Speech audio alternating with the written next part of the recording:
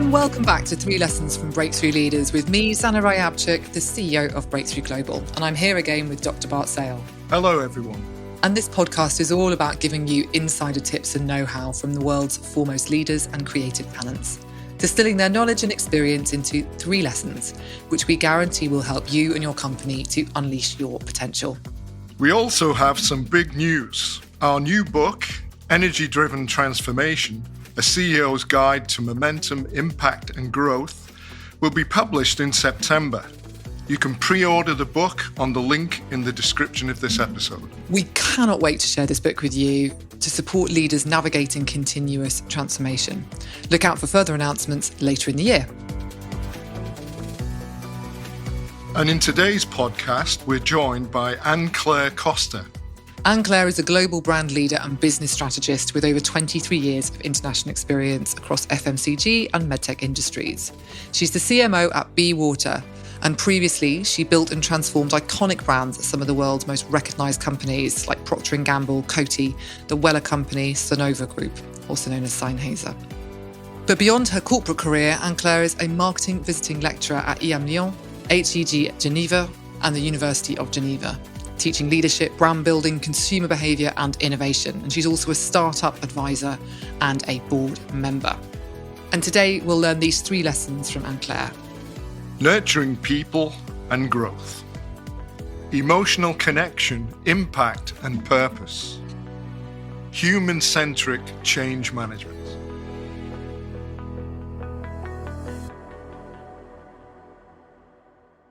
Lesson 1. Nurturing people and growth. A massive welcome, Anne-Claire. It's so lovely to welcome you to the podcast. And we have worked with you previously whilst you were at Coty, but you're working on a very exciting project with an exciting organisation at the moment. Do you want to just give a little bit of background for our listeners of how we met previously and then what you're doing at the moment? Yeah, of course. So, we met a few years ago, Zana. We met at Coty under the leadership at the time of Sylvie Moreau, and we had, I think, a fabulous session together to unite the leadership team all together and get, at the time, into a new direction and a transformation direction, which is also one of the topics we're going to talk today. So that's when we met a few years ago. Now I'm the CMO of a scale-up, a very different world to Coty, in the water category. So I'm the CMO of a company called BE WTR. It's a Swiss company originally expanding globally. And what they do is BE WTR brings to life premium, still and sparkling water in a more sustainable way through, removing all the bacteria from water. And all of that is, of course, meant to deliver in the end more taste and less waste, which is really one of the big missions. And we're going to talk today about mission and purpose. And that's the reason why I also joined BE WTR. Because, in the end, BE WTR is trying to solve a problem and make water better for you, but also better for the planet. Yeah, I love that. And I would definitely want to hear more about the mission side of things as we go through the conversation. I think there's a shift in what we're doing at the moment where we've been working with more scale-ups as well. And I'm just interested in what you're finding is the difference between what you typically do and what you're having to, how you had to adapt your leadership style, for example, to navigate something that is a very different reality. Yes, there are a lot of things which are very different, right? So as you can imagine, the processes, the way of working, the agility in the day-to-day business is very different, between a scale-up and a big company. But I do find a lot of similarities in a few of the things we're going to talk today. I do find a lot of similarities in the notion of, again, having a mission which is inspiring and can rely an organization and motivate and engage an organization behind something. I also do find quite a lot of similarities on the importance of culture and how you can really transform or, really grow a business by implementing a culture of trust, of respect. And that's probably, some of the similarities that I can find between scale-up and big corporation as well. I've always believed that the way you treat people is probably the single biggest driver of business performance. It's not a strategy deck, it's not a media budget, it's really the way you treat people. I usually call it with my teams, love and respect and trust drives top line and bottom line, and I truly mean it. I think when people feel trusted, respected and genuinely valued, They show up differently, they take risk, they go further, and they probably create things that no KPI could have created. So I'm really a true believer that, one, creating a workspace built on trust, transparency, and mutual respect is absolutely critical. That's one pillar. And for me, the second pillar, which I'm nurturing a lot, is the importance of also to nurture that culture of investing in training and developing talent and developing people, not just the technical skills of people, but really the strategic thinking, the confidence, the leadership presence. And if you manage well those two pillars, one on trust, psychological safety, deep belonging, and one on developing talent, I think you create a culture which is nurturing itself in a way and can take an organization forward in a beautiful way. So we're true believers of what you just said. What happens when you meet in an organization, maybe you have met, that there's a tension between your style of leadership and what you want, which is very human-centric, versus the leaders who actually think it's all about the commercial, the strategy, and so on, and that tension is there within the leadership team or within the organization? How do you navigate that? So it's interesting what you say, Bart, because I've been confronted with that quite often. So I don't fight that. I go with the flow, but I go with the flow by slowly and probably a bit naively trying to seed a few points on the importance of trust and the importance of psychological safety. I had one boss in my life who was creating an environment of, with a lot of tension, with a lot of fear as well. And, little by little, I had a very open conversation with him. Again, I didn't fight because you don't have to fight because fighting is not working. But, little by little, I was explaining to him, when you looked at the engagement results were absolutely terrible. Okay. When you deep dive into employee data, more than 50% of the people wanted to leave.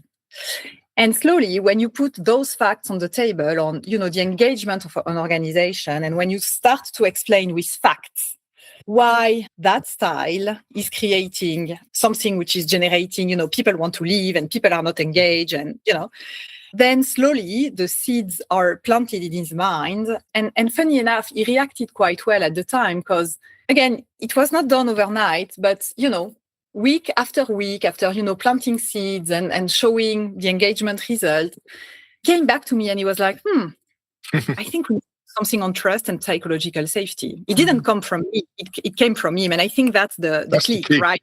He owned it eventually. Yeah, he owned it. Yeah.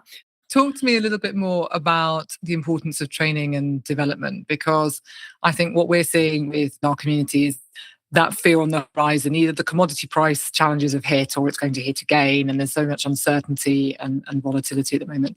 The first things that often get cut are related to you, right? Marketing, and then training, development, supporting people. What would be your counter to that argument? Actually, those are the least important things, and therefore they must be cut first. For me, what I truly believe is people who grow the business. They need to feel they grow, so they are willing to invest into the business and to grow into the business. So people who grow the business. That's really my mantra. And that's why I really believe in developing, not only the technical skills. Technical skills are important, but usually people have them, right? What's really important is to invest in, strategic thinking and leadership presence and confidence, so that, beyond the technical skills, you really develop true leaders who will be able to grow and then as a consequence, grow the business. And that's always, what I'm trying to do, even in organization where cuts of training programs are done. I'm always trying. You don't have to put millions in training program. It can be done by a few conferences here and there, but just the fact of making sure that your team is feeling that they feel value, that they feel, we invest in them. Just that is, I think, a gold mine.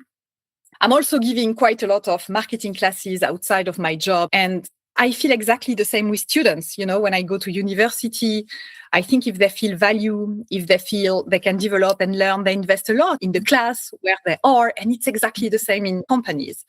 So I think developing people is probably one of the most undervalued jobs in the world. No, seriously. I mean, I'm coming from a family of teachers, so I really do believe it's undervalued. It's undervalued in the society, but it's also undervalued in companies from time to time. We don't put enough focus on that, and I think it's absolutely crucial.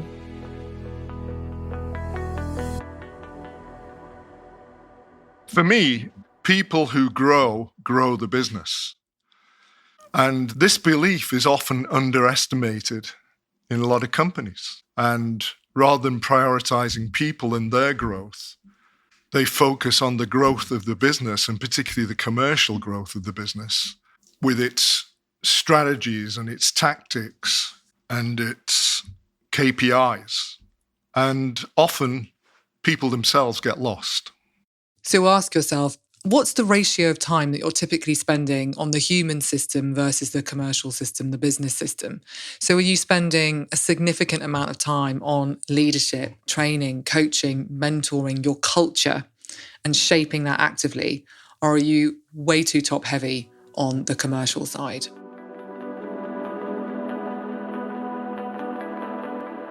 Lesson 2, emotional connection, impact, and purpose. Thinking now about emotional connection, impact, purpose that we talked about at the very beginning of the podcast, and why the organisation you're working with now really aligns in the same way as maybe the larger companies that you've worked with in the past in terms of having that clear purpose. We've had a few people on the podcast over the years talking about the importance of that purpose, that North Star, something like that. What does it mean to you? Why does this matter to you?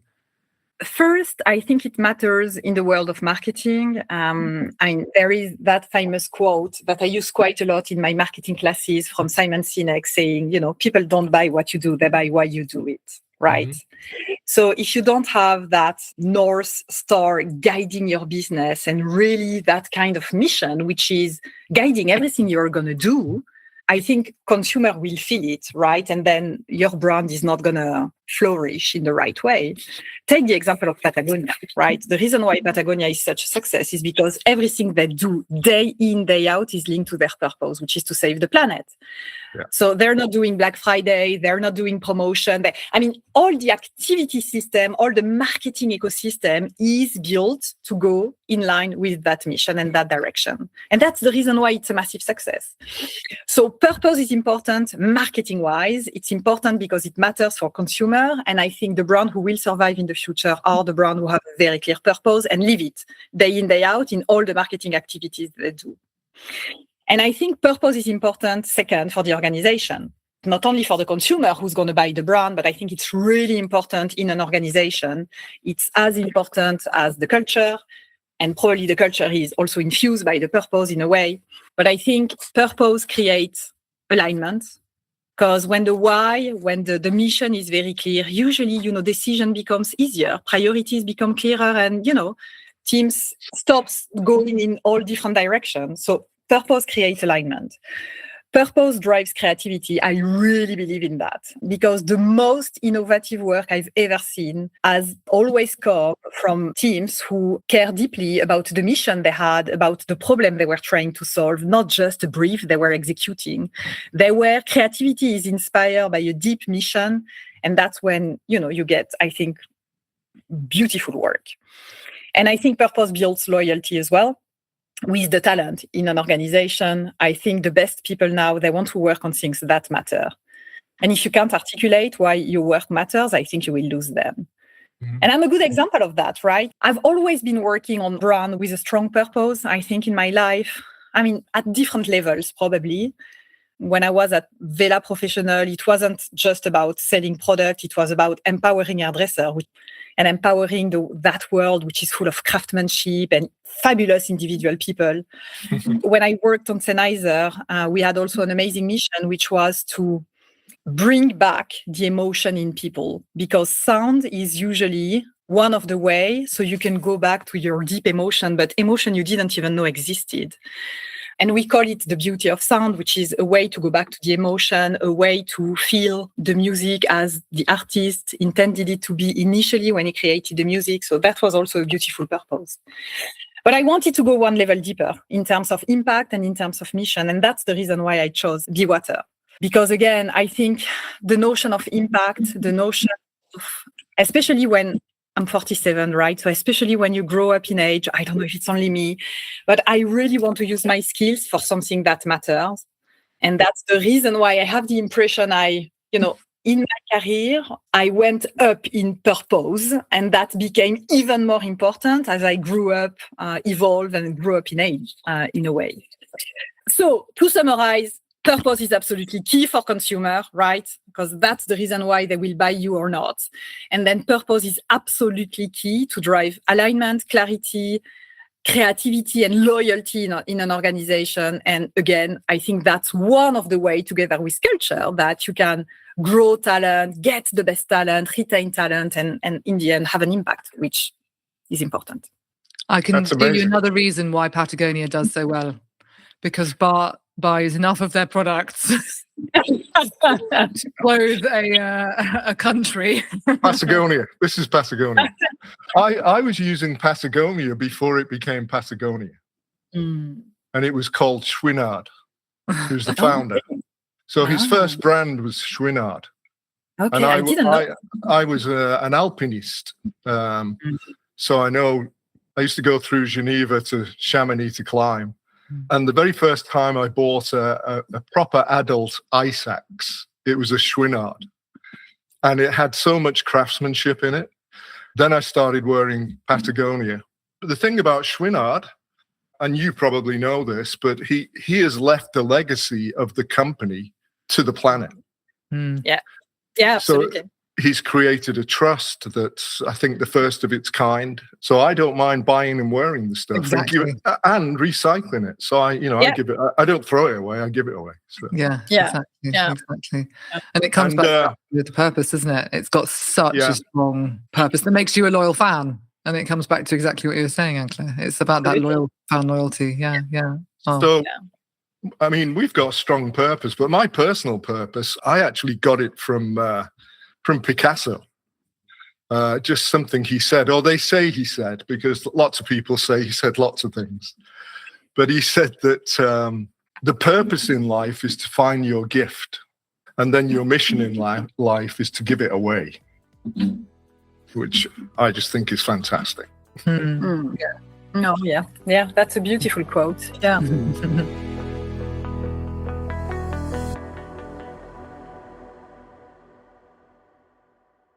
What I loved about what Anne-Claire said is that she is foremost always guided by purpose throughout her whole career and also throughout her life. The purpose is so important. And that's what helps her decide where she goes, who she's working with. And a great example she talked about for me was Patagonia, which is a brand that has been completely driven by purpose. As she said, if the purpose is strong and the purpose is clear and the purpose has humanity within it, then you get the talent you need, you get the growth, and you get the results that you want. And Claire talked a lot there about this idea of a high trust culture, and the research that Bart and I have been doing over the last year or so has really shown this up time and again as a fundamental for all businesses. It's always been important, but with the level, scale, and repetition of massive transformation efforts that you're all now putting in place that are underway across every single organisation almost on the planet, this need for a high trust culture, building psychological safety, has never been more important. Because without a high trust culture, no one is going to make the changes necessary to reinvent the way that they work. No one's going to put in the extra effort that's going to be required to make those changes. And also, they're just not going to trust you as a leader. So showing your vulnerability, being open in your communication, showing compassion, being honest are all absolutely fundamental leadership qualities, capabilities in the current reality. Lesson 3, Human-Centric change management. So it's really interesting for us when we see big transformations play out, whether it's what's going on in AI, whether it's in cybersecurity, whether it's simply in implementing an entirely new system, whether it's two companies coming together for the first time. Bart and I have just been writing about it in the book that we've got coming out in September, this idea of how much effort gets put into the mechanics of things like an integration. And yet people seem to forget the human side of it. They forget that actually at the end, there needs to be a clear purpose that people are going behind. There needs to be work on the culture and bringing people together and understanding that this is a human challenge, not just we need to integrate these two different systems and make sure that finance knows what they're doing and so on and so forth. It's not just about the restructuring. How's that played out? Because you've been involved in transformations and you've seen this in, firsthand. Yeah, so listen, I've been involved in 3 big transformations, M&A, acquisition, 3 of them, and, pretty consequent. I think, as you say, Vanna, there is a tendency to overthink all the tactical things, the operation, how do you integrate the system, how do you transition the processes and make sure the financing is done in the right way? So all the operational stuff. And I think, again, back to culture, I think culture is forgotten from time to time. And when there is a big M&A from time to time, it's a big clash of culture as well, right? So I think the leaders who are usually successful in transition are the ones who learn to lead through the change with, clarity, humanity, and conviction. That's what I believe. And, I think the point you were making on humanity and the importance of culture as well, I think it's really important. I call it humanity over efficiency because, restructuration are painful. When you do an M&A, it's usually very disorienting for people who are, scared of losing their job and their teams and what's going to happen to me and what's going to happen to my team. And I think the leaders who will earn loyalty in a way during those moments are the ones who acknowledge the human cost. So don't hide behind a corporate language and say what it is. Yes, it's hard. Yes, we don't know what's going to happen, but we'll go through it together. I think, again, transparency, recognizing the human cost and being very honest is really important in those kind of moments. And yeah, I think trying to protect culture during the chaos, right? And that requires to spend, a lot of time understanding the culture of the two organizations, to spend a lot of time with people and see how you can merge all of that in a beautiful way. But I think protecting culture during the chaos is probably something which is also really important. So really, I think for me, the businesses I've been in who came successfully through transition are really the one where the leaders stay human in a way, communicated with transparency, even when the news were not good, protecting their teams as much as they could for how long as they could, and who kept, in a way, a clear vision. Again, in a very honest and transparent way, but kept a clear vision of what they were building, what they were going through. And also, Zana, probably, I think one thing to add is, so that's important during transition, but I think what's also important during transition is it's also creating opportunity. Change creates an opportunity, in a way, right? Mm-hmm. When you reset the rules, when the structures break down in a way, that's also usually when you see some very creative thinking coming in. And, funny enough, I've launched new brands, I've entered new channel, I've reinvented go-to-market model exactly during those moments. Because again, you have a bit more freedom in a way, the processes are a bit in limbo during a certain period. And then it's creating an opportunity. It's creating an opportunity to act differently, to do things differently. And I think that's also important in successful transition, to also try to capitalize on that as a way to accelerate and see new opportunities. It was great how you described that and what a successful transformation actually entails. What about some of the transformations that you've been involved in that haven't worked? What are some of the key watch-outs? What are the things that stop them working, slow them down?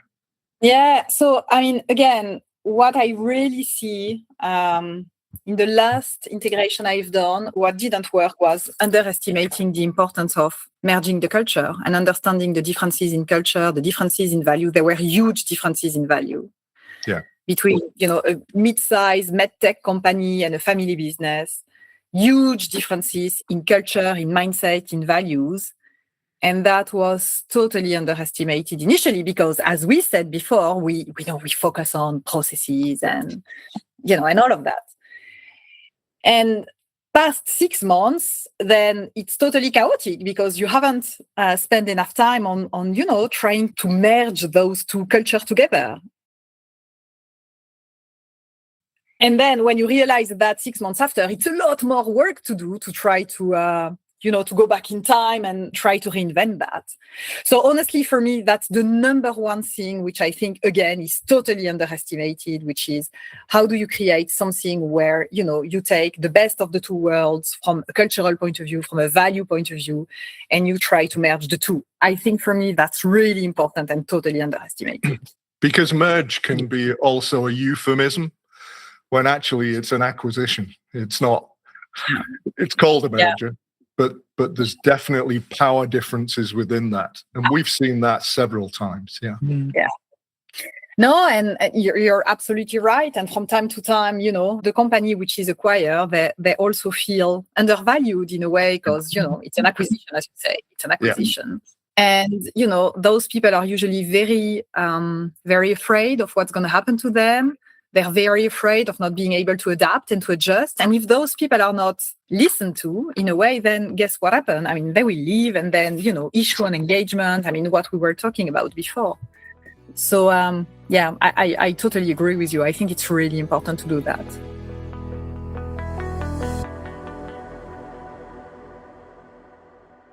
With the current pace and rapid nature of all change, it's much easier to just forget about those sticky, complex human beings that actually have to deliver it all. And I think what Anne-Claire has highlighted is that there's transformations that can go well where you put the human at the centre of the change management that's taking place. But the ones that don't go well, it's where they've really forgotten that human beings are the one that need to deliver this work and then live with the result afterwards and make sure that a return on investment is realised, that those synergies that, were the whole reason why these two companies have been brought together actually come to fruition. And that in any M&A, 1 + 1 doesn't equal 2, it equals maybe 3, 4, 5. And that's the whole point of it.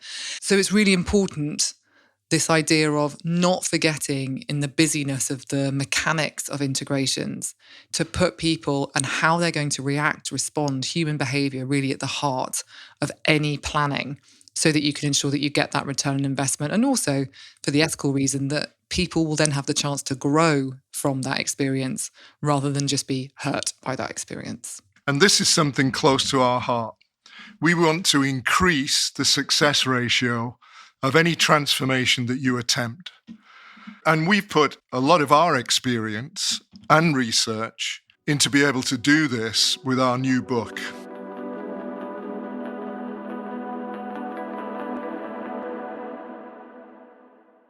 I think it's time to get into your hot seat questions. Anne-Claire, are you ready? Yes, my dear, I am. What is the most exciting thing you've ever done? What's the most exciting things I've done 3 years ago is I totally changed the direction of my life. Okay. I'm going to say it, I got divorced. I decided, that impact in business was much more important and that I wanted to use my skills to do something that can benefit the world. No, seriously. So wow. I totally changed the direction of my life 3 years ago, realizing that, Alf is gone, Alf is still to come, hopefully. So I really want to spend my time with people I love, with people that care for me, and in a job that truly matters. And that's probably the most exciting shift I've done in my life. It's a big shift. Shifts are usually, you are very afraid of shifts from time to time. But I always say that things happen for a reason and that usually change happens to bring something better for you. And I'm in that journey. It's not done yet. So we'll have to have the same discussion in 10 years to see, if the change and the shift was positive. But that's probably the most exciting shift I've done in my life. But I don't know the result yet. That's okay. Okay, second one. What inspires you in life? So I'm inspired by people who put respect and trust at the center of what they do, not only in the work, but also in my personal life. Yeah. I am inspired by the humanity of people. And I think that's why the values I was talking at the beginning are so important for me. And when I don't have those values in my work, I don't feel aligned in a way, because it's important in my personal values, in my life overall. That's what inspires me. That's what drives me. And if I don't find it in my work, then it doesn't click in a way. You see what I mean? I do. So that's probably what inspires me. And love probably inspires me in the end. I can see that. Okay, next one. What brings you energy and motivation in your everyday life? I have a lot of energy usually. I know. So I don't have to find energy. Usually energy is me. What gives me energy? I don't know. Listen, what's giving me energy is talking to people who are interesting, like you. It's, again, working on a mission who makes sense. When I teach my students on the side of my job, that's giving me energy because I have the impression to give something to people and leave a legacy, which in a way is really important for me. Beauty gives me energy, creativity gives me energy, and passion gives me energy as well. Fantastic. And Claire, this has been amazing. Thank you. It's been a privilege. Really lovely. Privilege sitting in on this. Yeah, thank you so much. Well, I mean, I loved so much spending time with you back in 2017, I think it was. So it was really a pleasure for me to be with you. We are similar in a way because with what you do, you create impact as well. So, and that's why probably your mission resonates with my purpose. And we encourage people to drink more water. So exactly, yeah. So we're aligned.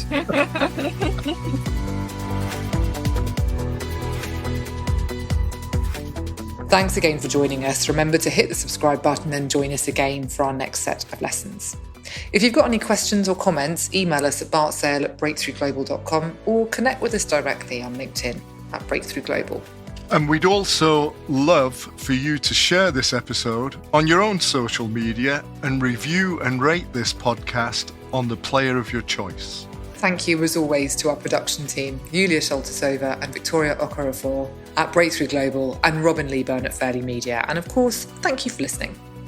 And remember, our new book, Energy-Driven Transformation, A CEO's Guide to Momentum, Impact and Growth, will be published in September.